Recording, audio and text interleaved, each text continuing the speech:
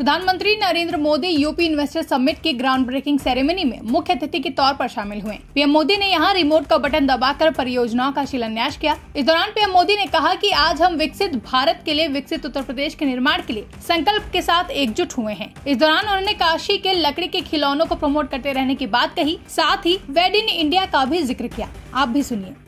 पहले इन्हें बैंकों से कोई मदद नहीं मिलती थी, क्योंकि इनके पास बैंकों को देने के लिए कोई गारंटी नहीं थी। आज इनके पास मोदी की गारंटी है और इसलिए उन्हें बैंकों से भी मदद मिल रही है। यही तो सामाजिक न्याय है, जिसका सपना कभी जेपी ने देखा था, कभी लोहिया जी ने देखा था। साथियों, हमारी डबल इंजन सरकार के निर्णय और उसकी योजनाओं से सामाजिक न्याय और अर्थव्यवस्था दोनों को फायदा होता है। आपने लखपति दीदी के संकल्प के बारे में जरूर सुना होगा। बीते 10 वर्षों के दौरान हमने देश भर में 10 करोड़ बहनों को सेल्फ हेल्प ग्रुप से जोड़ा है। इनमें से अभी तक, आप उद्योग जगत के लोग हैं, जरा यह आंकड़ा सुनिए, अभी तक 1 करोड़ बहनों को लखपति दीदी बनाया जा चुका है। और अब सरकार ने तय किया है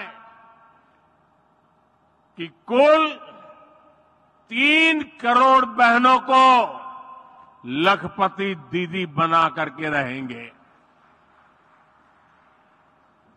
हमारे देश में करीब 2.5 लाख ग्राम पंचायतें।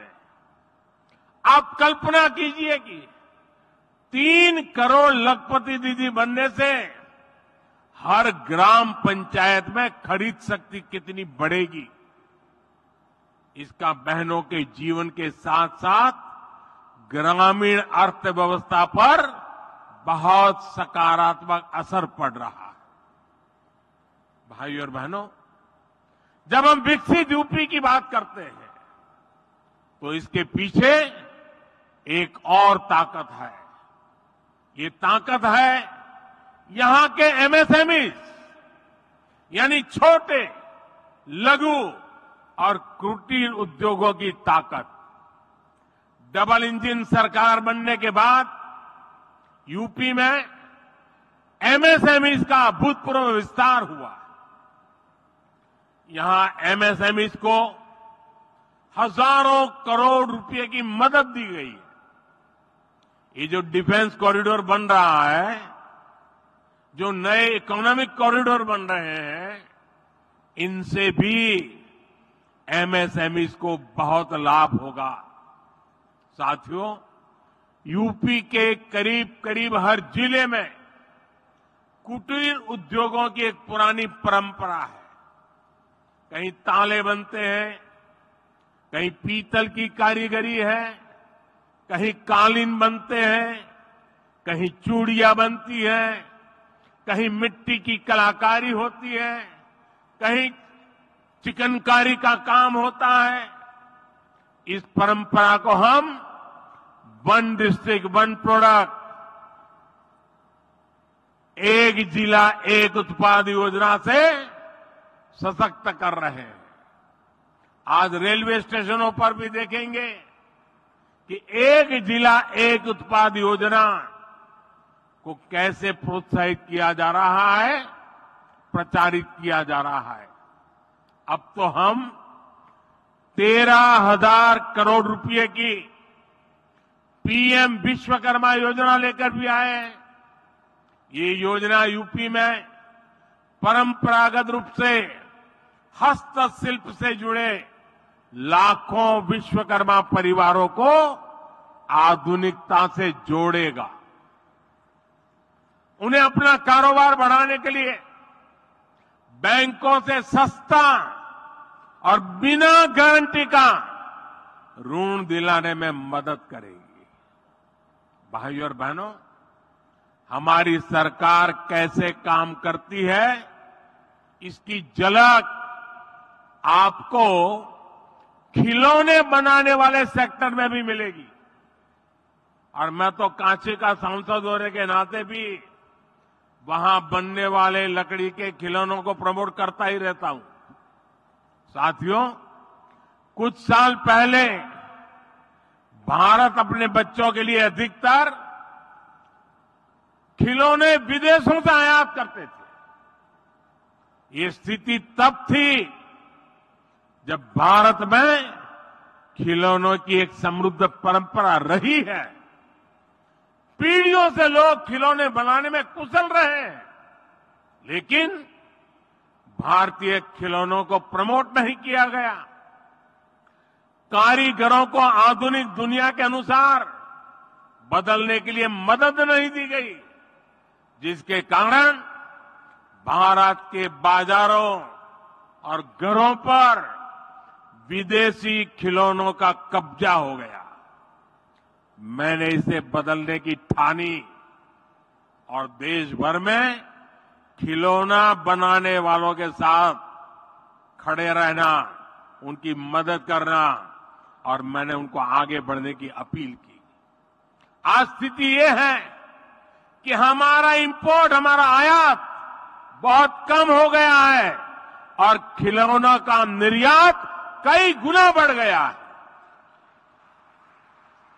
साथियों, यूपी में भारत का सबसे बड़ा टूरिज्म हब बनने का सामर्थ्य है।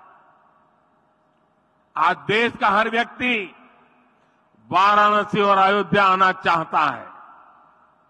हर दिन लाखों लोग इन स्थानों पर दर्शन करने के लिए आ रहे हैं। इसके कारण यहां यूपी में छोटे उद्यमियों के लिए, एयरलाइंस कंपनियों के लिए, होटल रेस्टोरेंट वालों के लिए अभूतपूर्व अवसर बन रहे हैं।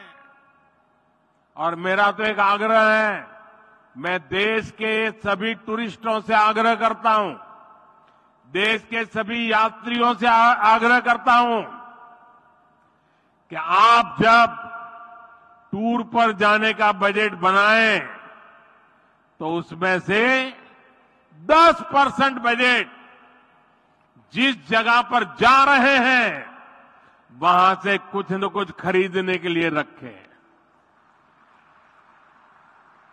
आपके लिए वो कठिन नहीं है, क्योंकि आप हजारों रुपया खर्च करने के लिए यात्रा पे निकले हैं।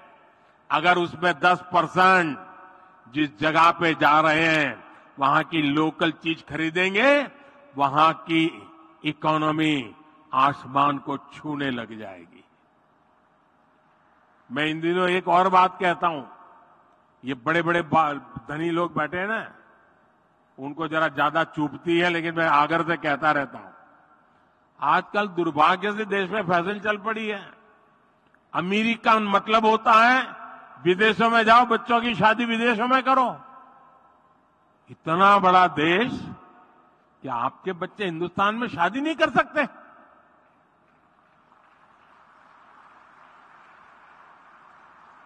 कितने लोगों को रोजगार मिलेगा? और जब से मैंने शुरू किया है मेड इन इंडिया, मुझे चिट्ठियां आ रही है, साहब हमने पैसा जमा कराया था, विदेश शादी करने वाले थे, लेकिन आपने कहा कैंसिल कर दिया है, अब हिंदुस्तान में शादी करेंगे।